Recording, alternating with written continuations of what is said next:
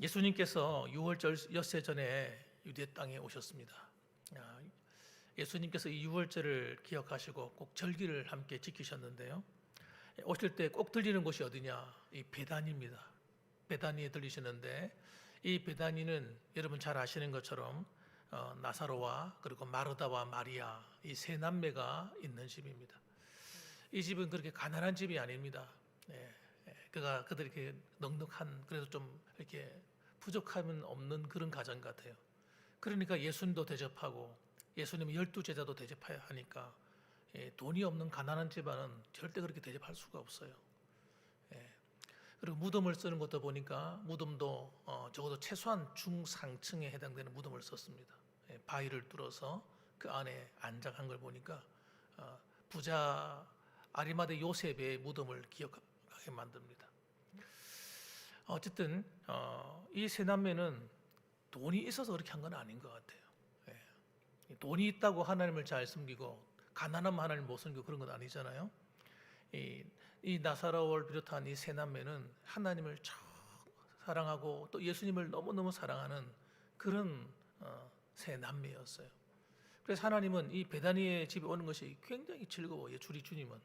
예수님은 그래서 올 때마다, 유다에 올 때마다 아마 즐겨 이 가정을 찾아오셨는데, 그래도 그럴 수밖에 없는 이유가 오면은 환영을 하니까요.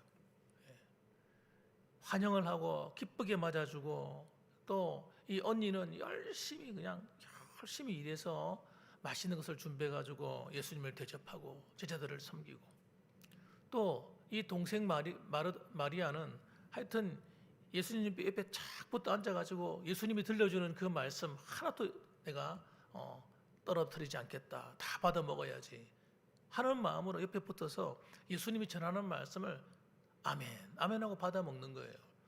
그러니까 그렇게 하니까 어찌 예수님께서 기뻐하지 않을 수 있겠습니까? 너무너무 예쁜 거예요. 너무너무 귀한 겁니다. 그래서 여러분 이곳에 오시는 거예요. 여기 오면 스트레스가 있을까 없을까요? 스트레스가 없어요. 스트레스가 없어요. 마음이 편안한 겁니다. 그리고 즐겁게 오시는 거예요. 자, 그날도 이 베다니에 들리셨는데, 그 베다니에 들리셨을 때 그때가 언제냐? 이런 앞에는 여러분 기억나시죠? 예수님께서 이 마르다 마리아의 오빠 되는 이 나사로를 살린 기적을 행한 일이 있었지 않습니까? 그 기적을 행하고 난 다음에 이 예루살렘에는 난리가 났습니다. 특히 대제사장들과 그리고 서기관들과 바리새인들, 이런 사람들이 난리가 났어요. 사내들인 공회에 이런 모임들이 모여서 의논한 게 뭐냐? 예수를 잡아 죽이자는 거예요. 이게 가만 놔두면 안 되겠다는 거예요. 우리가 나라를 위해서라도 예수를 그냥 두면 안 된다. 그래가지고 백성들이 들고 같이 일어나 버리면 안 되니까 예수님을 잡아서 반드시 죽여야 된다 하는 것이 결론이에요. 그래서 누구든지 예수 있는 곳을 알려라. 알리기만 알리면 잡으러 간다. 그렇게 지금 분위기가 되어 있는 상태였습니다. 그런데 그런 가운데도 예수님은 유월절을 맞이해서 올라오셨어요. 그리고 이 세 남매의 집에 들어오신 겁니다. 자, 그런데 보세요. 2절 보세요. 거기서 이 세 남매가 뭐 하는가 보세요. 예수님이 오시니까, 오신다는 소리 들을 때부터 벌써 난리가 난 겁니다. 2절 읽어보겠습니다. 거기서 예수를 위하여 잔치할세 마르다는 일을 하고 나사로는 예수와 함께 앉은 자 중에 있더라. 마르다는 역시 자기 실력을 발휘하는 거예요. 열심히 음식을 만들고 굉장히 분주합니다. 이 마르다가 아마 좀 이 집에서 엄마 역할을 하는 것 같아요. 굉장히 열심히 일을 하고 또 잔치를 하고 준비하고 있습니다.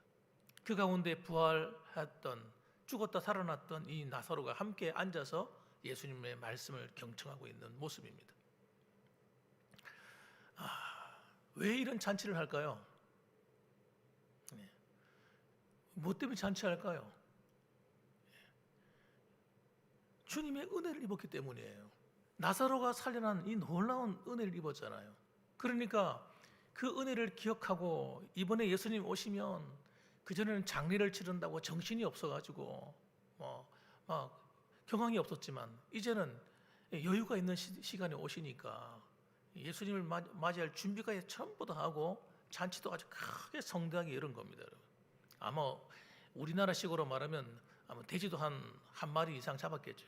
잡고 그리고 뭐 여러 가지 사람들을 불러다가 준비도 시키고, 그래서 마을 사람들이 전부 다 몰려와서 함께 음식을 먹는 그런 큰 잔치가 아니었겠나 그런 생각합니다. 그렇게 사람들이 몰려와 있는데 이 마리아가 갑자기 특이한 행동을 하기 시작한 거예요.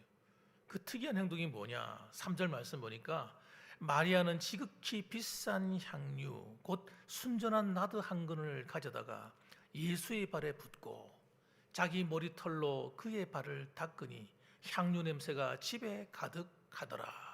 이렇게 기록하고 있습니다. 마리아가 지극히 비싼 향유예요. 정말 그야말로 여러분, 이 당시에 이 향유는 굉장히 비싼 겁니다. 보통 여자들이 결혼하게 되면 중상층에 있는 집안이라는 얘기예요. 이렇게 준비할 수 있다는 이야기가, 순전한 나드 한 건 아주 질이 좋은 거라는 거예요. 그냥 나드 향을 내는 그런 향유가 아니라 정말 질이 아주 극상품이 되는 아주 좋은 거라는 거예요. 이거는 여러분 그냥 팔아도 300데나리온 이상을 받는 거예요. 이 당시에 300데나리온은 엄청난 큰 금액입니다. 예. 그냥 그런데 우리나라식으로 말하면 최소한 몇백에서 한 1000까지 갈 수도 있을지 모르겠어요. 그렇게 큰 금액이에요. 마리아가 그냥 향수 샤넬 넘버 5 이런 거 뿌리는 게 아니, 이런 거 비교할 수 있는 게 아닙니다. 아주 귀한 겁니다. 그걸 갖다가 어떻게 했다고요? 예수님이 팔에다 붓는 거예요. 상상이 되십니까, 여러분? 아니, 예수님 팔에다 왜 붓어? 차라리 몸에다 붓든지 머리에 붓든지 이럴 거 아니에요. 그런데 그걸 팔에다 붓고 자기의 머리털을 가지고, 머리카락을 가지고 그의 발을 닦고 왔는 거예요. 여러분, 이게 이해가 되십니까? 이런 상상을 한번 해보세요. 이 머리라고 하는 것은 여자에게 있어서 얼마나 귀한 겁니까? 머리는 여자에게 있어서 여러분 정말 고귀함의 상징이거든요. 그런데 그 귀한 자신의 머리털을 가지고 다른 서로 머리를 닦아주는 것도 아니고 몸을 닦아주는 것도 아니고 그 머리털로 발을 닦았다 이 말이에요. 이 발은 어떤 곳입니까? 발은 정말 냄새 나는 거예요. 하루 종일 돌아다니고 나면 발에서 무슨 냄새가 나요? 예? 발에서 발가락내 나죠. 냄새가 독하죠. 발가락 사이에서 여러분 그런 묵은 때 같은 게 나오잖아요. 게다가 이 당시에는 샌들을 신고 다녔기 때문에 모래 같은 것들이 묻고 먼지가 묻고 해서 발이 굉장히 더럽습니다. 그런데 그 발을 갖다 닦아요. 자기의 귀한 머리털을 가지고. 이거는 여러분 예수님을 어떻게 여기는가가 표가 나는 거예요. 예수님을 자신이 발끝에도 못 미치는 자신의 존재라고 고백하고 있는 거예요. 예수님을 그야말로 가장 높이는 거예요. 여러분, 자신의 머리 위에다 두는 겁니다. 마리아가 예수님이 누군지를 알은 거예요. 아, 예수님이야말로 진짜 만왕의 왕이신 메시아시구나. 아, 정말 이분이 창조주시구나. 이분이 하나님의 아들이시구나 하는 걸 정말 마음으로 믿게 된 겁니다. 특히 이 나사로가 죽었다 살아난 이 과정을 통해서 확실하게 알게 된 거예요. 확실하게. 정말 마음에 믿게 된 겁니다. 여러분, 사람들이 예수님을 어떻게 대하는가 하는 걸 딱 보면요, 그 사람의 믿음의 수준이 전부 다 나타나는 거예요. 여러분, 예수님을 어떻게 대하는가, 어떻게 믿는가 하는 거예요. 예수님이 하신 말씀을 어떻게 듣는가, 그분이 가르침을 어떻게 따르는가, 그걸 보면 그분이 주님에 대한 태도가 신앙의 태도고 믿음의 태도고 그것이 그 사람의 신앙의 전부인 겁니다. 보통 사람들은 여러분, 그 당시의 사람들은 예수님을 이렇게까지 공경하지 않았어요.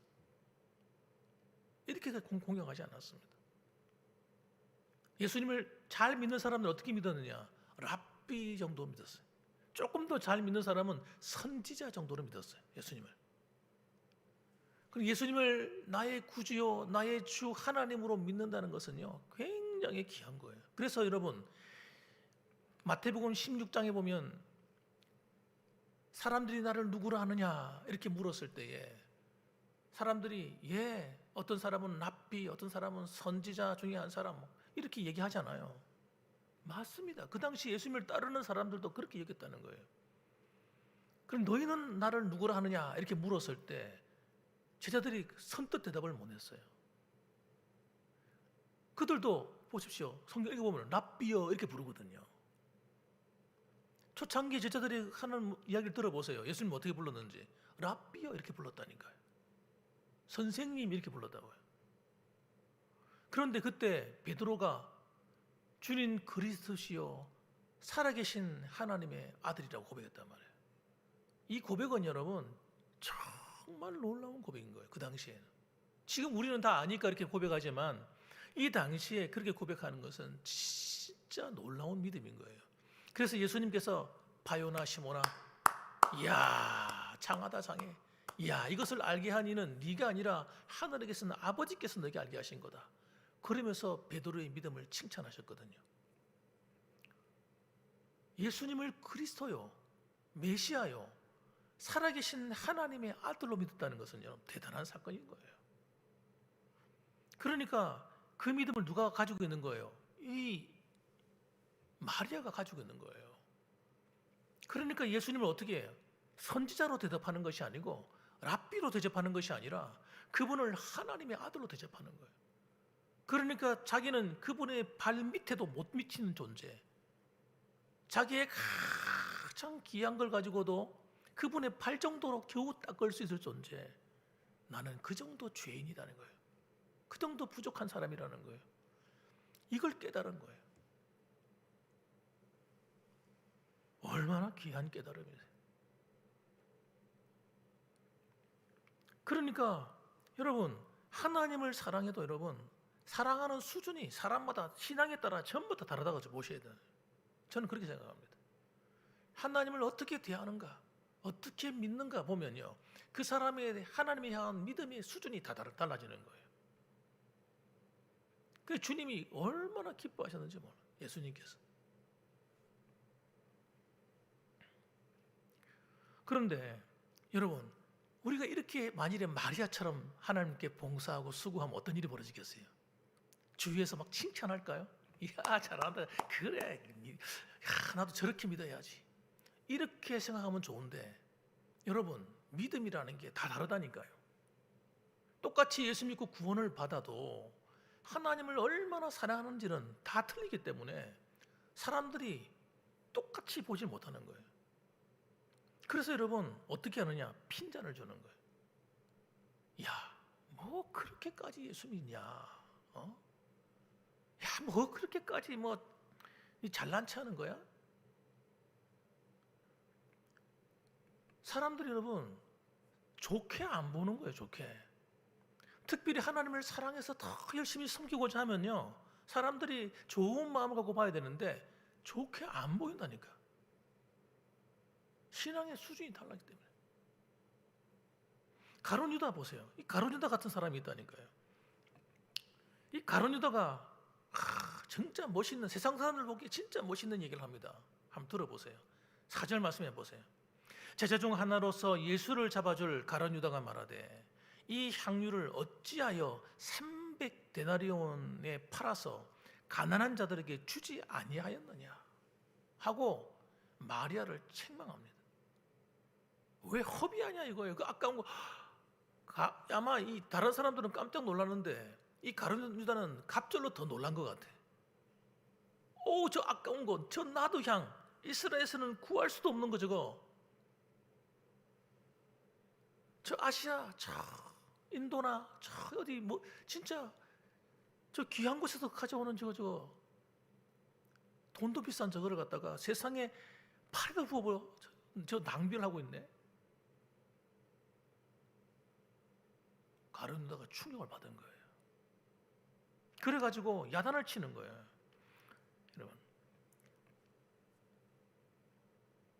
왜 저런 헛수고하냐 이거예요. 헛수고를. 왜 시간을 낭비하냐 이거예요. 여러분 믿음이 없는 남편이나 아내나 있으면요, 배우자가 교회에서 열심히 봉사하면요, 그걸 이해를 못합니다. 여러분, 여보 왜 그래 열심히 나가 교회 좀 적당히 해, 좀 쉬어가면서 해. 모르니까. 하나님을 어떻게 사랑하는 사람이 어떻게 행동해야 되는지를 모르니까 말리는 거예요. 말려. 그래서 여러분, 사랑해서 말리는 거예요. 아내를 사랑하고 남편을 사랑해서요 말리는 거예요. 여보 좀 적당히 해, 적당히 좀 쉬어가면서 해. 우리도 돈도 없는데 뭐 그렇게까지 해. 뭐 그렇게 헌금하려고 그래. 적당히 해. 말리는 거예요. 말려. 하나님을 사랑하는 마음이 있고 교회를 사랑하는 마음이 있는 사람은요, 그게 안 되는 거예요. 주님을 위해서 헌신하고 싶고 하나님께 드리고 싶고 교회를 사랑하는 마음이 불타오르는데 어떻게 하냐고. 이걸 못 말리는 거지. 그래서 여러분, 그런 사람들의 상이 너무 큰 거예요. 다 똑같은 마음이 아니기 때문에. 다 똑같은 게 아니라니까. 가룟 유다는요, 이 사람은 마음이 하나님께 있는 사람이 아닌 거예요. 이 사람은 탐심이 가득한 사람인 거예요. 여러분, 탐심은 여러분 죄거든, 죄. 우상 숭배하는 죄라고 해서 성경에 보면, 이 탐심이 여러분 하나님을 사랑하는 마음이 채워질 자리에 탐심이 딱 들어앉아가지고 하나님보다 다른 걸 더 사랑하는 거예요. 이 가룟 유다는 뭘 사랑하느냐? 돈을 사랑하는 겁니다. 돈만 보면 환장하는 사람이 가룟 유다. 이 사람이 하필이면 또 회계 담당이야.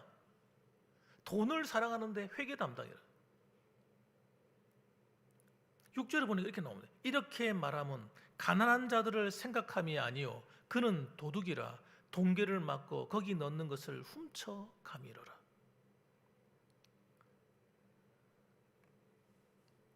이렇게 말하면 가난한 자를 생각함이 아니요. 그가 멋있게 마치 가난한 자를 위하는 것처럼 말을 했지만 사실은 가난한 자를 위해서 하는 말이 아니라 돈이 아까워서, 돈이 아까워가지고. 그래서 돈을 훔쳐가는 거예요. 돈을 훔쳐서 조금씩 빼내가는데 그걸 예수님이 알까 모를까요? 주님이 다 알고 계시죠. 알고 계시지만 가만히 지켜보시는 거예요. 모르시는 게 아닌 거예요. 그런데 그런 마음이 이렇게 은연중에 생활하는 가운데 다 드러나는 겁니다. 이렇게 아까워. 저 아까운 돈. 저걸 갖다가 나한테 가난한 자를 주라고 돈을 다 맡겨주면 저 300데나리온 중에서 내가 적어도 좀 살짝 할 수가 있는데, 아까워. 그 마음이 그 속에 있는 거예요. 사랑하는 성도 여러분, 이 가룟 유다의 마음은 여러분 주인이 하나님이 아닙니다. 예수님이 그의 주인이 아닌 거예요. 그러니까 죄를 지어도 양심의 가책을 못 느끼는 거예요. 처음에는 좀 느꼈겠죠. 처음에는 좀 몇 번 할 때는 내가 이러면 안 되는데 하면서 했을 겁니다.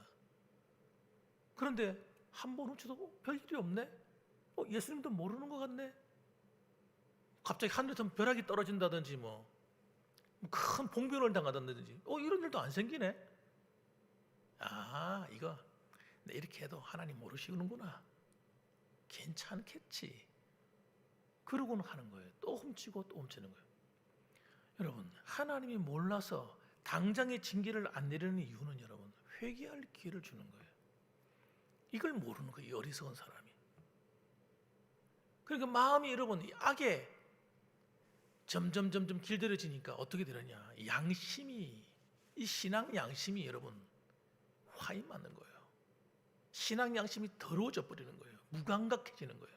죄에 대해서 원래 하나님이 거듭난 양심은요, 조그만 죄를 지어도 그걸 깨달아 알아서 내가 이러면 안 되지, 회개하고 이러는데, 신앙 양심이 더러워진 사람은요 회개가 안 됩니다.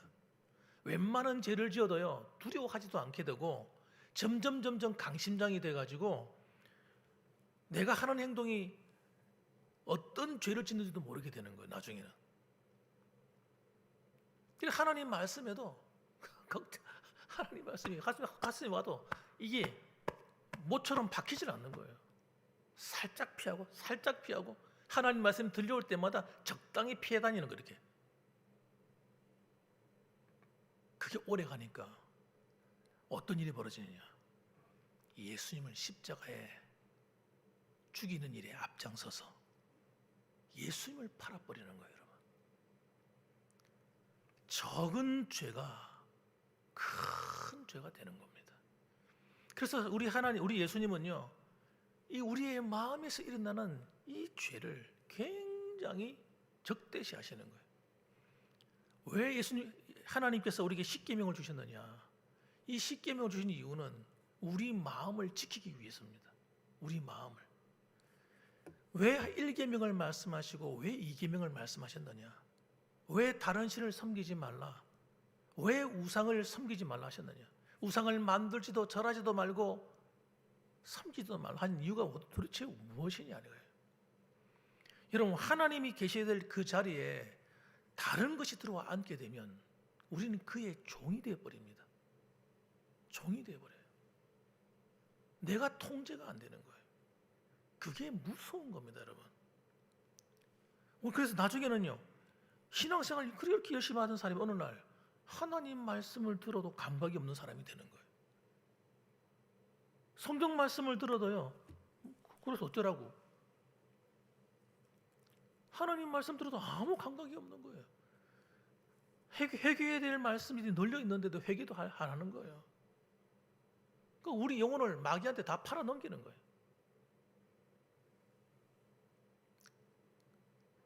십계명의 말씀은요, 우리에게 주신 도덕의 법이에요. 도덕적인 법이에요. 도덕의 법. 아무리 아름다운 직분을 갖고 있어도 이 도덕이 결여된 사람은요, 하나님으로부터 멀어집니다. 버림받아요. 죄이기 때문에, 법이기 때문에. 그런데 그걸 모른다니까요. 나 구원받았는데 나 천국 가는데 이러면서 있잖아요. 자기를 또 속이고 또 속이는 거예요. 노하지 말라. 마태복음 5장 우리 산상수훈 가운데 노하는 것이 뭐라고 그랬습니까? 살인하는 거라고 그랬어요. 살인죄와 똑같은 거야. 남에게 욕을 하고 검담하는 것은 살인죄야. 지옥불에 들어가는 것 같은 거야. 지옥불에서 나오는 것 같은 거야. 그거 사내들인 지금으로 말하면 국회라든지 대법원에 끌려가는 죄야. 이렇게까지 말씀하셨다는 거예요. 그래도 우리가 그런 말 들어도 오케이, 그죠? 어쩌라고요? 그러고 가는 거예요. 그래서 어려운 일을 만나는 거예요, 여러분. 죄는 결과를 가져오기 때문에 한 번, 두 번 할 때 하나님 뭐라 하십니까? 가만 내버려 두시지, 하나님이. 몰라서 그렇겠지. 깨닫겠지. 하나님 그 내버려 둔다니까요. 그리고 말씀을 들려주시 하나님이. 목사님을 통해서 또는 사람들을 통해서 또는 성경 말씀을 통해서 가르쳐 주시겠죠. 그런데 우리가 그걸 무감각하게 지낸단 말이에요. 저도 그렇게 살았거든요, 과거에. 그런데 내가 예수를 믿는데 왜 이렇게 힘들었지, 내가?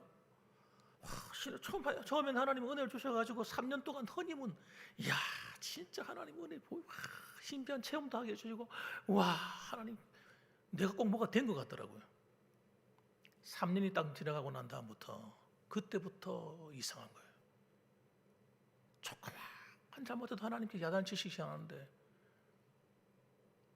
누가 그걸 가르쳐 주는 사람이 있어야지. 왜 이렇게 신앙생활 하는 게 힘이 들지? 왜 이렇게 어렵지? 어떨 때는 마음이 하나도 안 편해. 왜 이럴까? 누가 가르쳐 주질 않는 거예요. 죄 때문이라는 거를.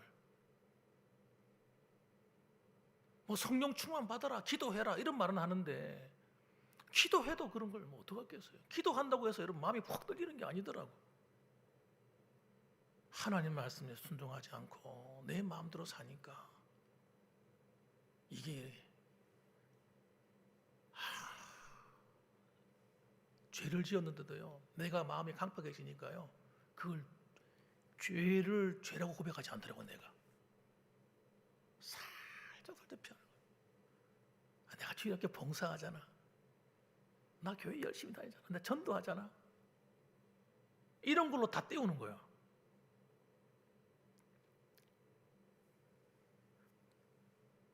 은혜가 점점 메마르는데도 못 느끼는 거예요. 내가 왜 이러지? 목사님 설교를 같이 해주지 문제구나. 그래 가만히 생각해 보니까 목사님 설교 때문이 아니었어요. 내 마음이 그릇이 엉망이 되어 있는 거예요. 교만해져 있고요. 내가 그렇지 그냥 죄를 범했는데 그걸 죄인 줄 모르고 있는 거예요. 내가. 그래서 하나님 관계가 다 막혀버리는 거예요. 저도 처음에 여러분 내 목숨까지 드리고 싶더라고요. 주님을 위해서. 은혜 받고 났을 때는요. 내가 주님을 위해서 죽을 수 있겠다. 하루는 그런 생각을 했어요. 제가. 그런데 여러분 은혜가 식으니까요. 제가 예전에 고백했잖아요. 내가 목사가 안수를 받았는데 큰 교회에서 부교육자로 있으니까 웬만한 교회 목사님만큼 월급이 나오죠. 사례비가 나오죠. 십자가 찬양 부르기 싫더라니까. 십자가 찬양. 고난 찬양. 이거 부르기 싫어. 안 부르. 제가 그날 내가 내 자신을 바라보면서 내가 충격을 받은 거예요. 충격. 내가 이래가지고 어떻게 목회를 하지?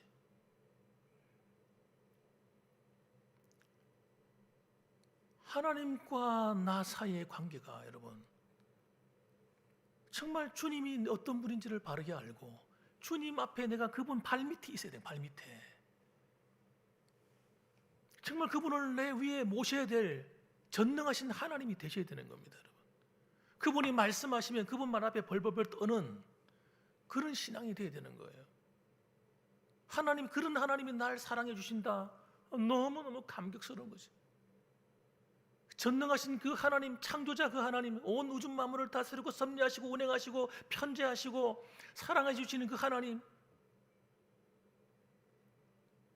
그 하나님이 내 아버지시라고? 정말 감당할 수 없는 은혜죠. 그러니까 내가 그분 앞에 무릎 꿇고 겸손하게 엎드릴 수밖에 없는 거예요. 다른 사람이 뭐라 해도요, 겸손해지는 거예요. 말씀. 장로님. 권사님. 집사님. 하나님을 사랑하게 되니까요. 나도 내 마음이 사람에 대한 마음도 그렇게 되는 거예요. 근데 하나님을 두려워하지 않게 되면요. 하나님을 사랑하지 않게 될 뿐만 아니라 하나님을 사랑하는 법을 다 모른다니까요. 전부 다 내가 왕이야. 내 중심이 딱 돼가지고요. 내 마음대로 하려고 해요. 내가 그렇다는 게 내가 다른 사람이 아니라 내 중심으로 다 사람을 판단하는 거야. 저 사람은 어떻고 이 사람은 어떻고. 안 되면 맨날 다른 사람 이야기하게 되고. 누가 그렇게 하더라고요? 김상희 목사가요. 어느 목사가 어떻고 어떤 누가 어떻고.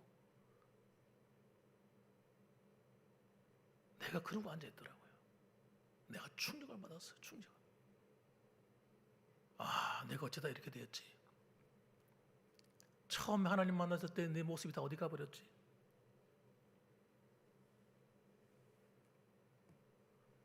내가 가룟 유다 같은 놈이 되었구나.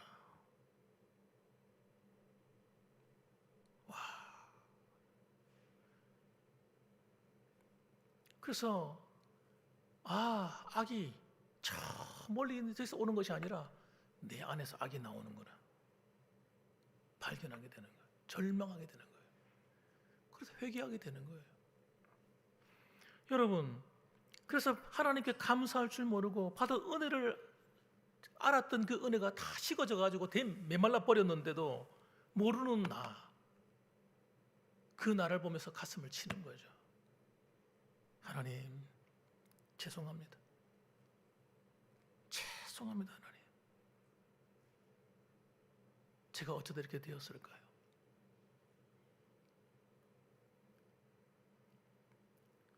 여러분, 이 은혜가 회복되지 않으면 가룟 유다예요. 우리 저나 여러분 똑같습니다. 가룟 유다가 갑자기 뭐 가룟 유다 됐겠습니까? 목사들도 여러분, 이 은혜가 다 면말버린 목사는요, 교회를 팔아먹는다니까, 교회를. 장로님들은 어떻고요? 은혜가 메마른 장로님들 똑같아요. 교회의 주인이 다 돼버리고. 권사님들도 마찬가지예요. 자기가 주인이에요. 주인, 교회의 주인. 그래서 교회 안에 문제가 참 그렇게 일어나는 거예요. 오늘 한국 교회 안에. 그래서 시골 교회도 여러분, 무슨 그 작은 교회, 그 교회 뭐 무슨 대단한 것이 있다고 목사님들 오면 쫓아내는 거야. 와, 참 그 이야기 들어보면 가슴이 찢어져. 저분 저래가 안 되는데 저래가지고 천국 갈 수 있을란가? 진짜 예수 믿는 거 맞나? 저 사람의 주인은 누구일까 도대체? 하나님일까?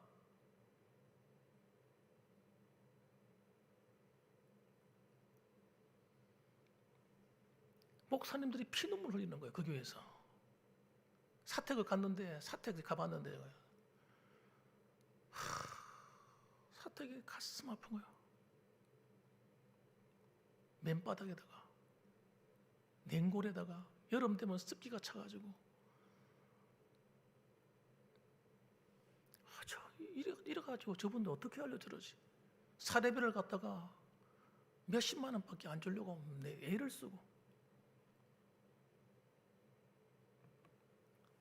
어떻게 먹고 살아? 요즘 이런 세월에 자기든 배부리게 먹고 따신 잔 먹고 잘 살면서 목사님을 그렇게 대우하고.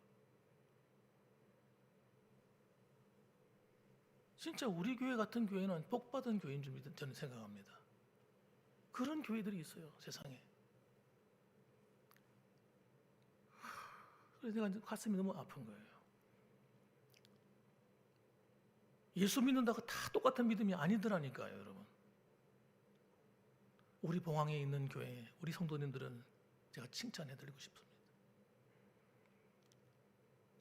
정말 우리는 이 마리아의 신앙처럼 정말 주님을 사랑하는데 어떻게 사랑해요? 사랑하는 척하는 것이 아니라 진짜 가장 귀한 것으로 주님을 대접하는. 주님을 사랑하는데 어떻게 사랑한다고요? 내 마음을 다해 주님을 사랑하는 그런 아름다운 교회, 아름다운 성도님 다 되시기를 주님의 이름으로 축원합니다. 그래서 여러분, 주님의 그 사랑이, 주님을 그 사랑하는 그 마음이 여러분의 상급이에요. 여러분의 축복이에요. 복입니다. 복. 오늘도 여러분 그 마음으로 교회를 사랑하시고 2026년도 새 출발했는데요, 정말 그 마음으로 하나님의 사랑을 나눠주시기 바랍니다. 그러면요, 주님께서 뭐라고 말씀하신가 보세요. 27절과 8절. 예수께서 이르시되 그를 가만두어 나의 장래할 나를 위하여 그것을 간직하게 하라. 가난한 자들은 항상 너희와 함께 있거니와 나는 항상 있지 아니하리라 하시니라. 예수님이 칭찬하시는데 뭐라고 말씀하시냐면, 마리아가 내 장래를 위해 준비해서 내 몸에 바른 것이다, 이렇게 칭찬한 거예요. 여러분 잘 들어보세요. 마리아가 그런 마음으로 한 거 아닙니다. 마리아는 그런 마음으로 한 게 아니라고요. 마리아는 주님을 너무 사랑해서 너무 감사해서 자기 귀한 것을 드렸을 뿐이에요. 그런데 여러분, 여러분이 주님 몸된 교회를 위해서 식당에서 봉사하고 교회 청소하고 여러분 성도들을 섬겨주고 목회자를 섬기고 이렇게 여러분이 이웃을 돕고 이렇게 하는 것을 주님이 어떻게 생각하시느냐? 네가 나를 위해 하는 것이다. 나를 위해서 하는 거예요. 나를 위해서 흘린 피다, 피. 주님 그렇게 여겨주신다니까요. 한번 따라 합시다. 우리의 헌신이 주님께 한 것이다. 그렇게 보신다는 거예요. 그러므로 오늘도 여러분의 그 수고와 헌신이 아름답게 빛나시고 주님 앞에 서는 그날에 우리의 상급이 되고 이 땅 살아가는 날 동안에도 하나님께 영광이 되는, 그래서 하나님 앞에 사랑을 많이 받으시고 하나님께 칭찬받는 저와 여러분 되시기를 주님의 이름으로 축원합니다. 아멘. 기도하겠습니다.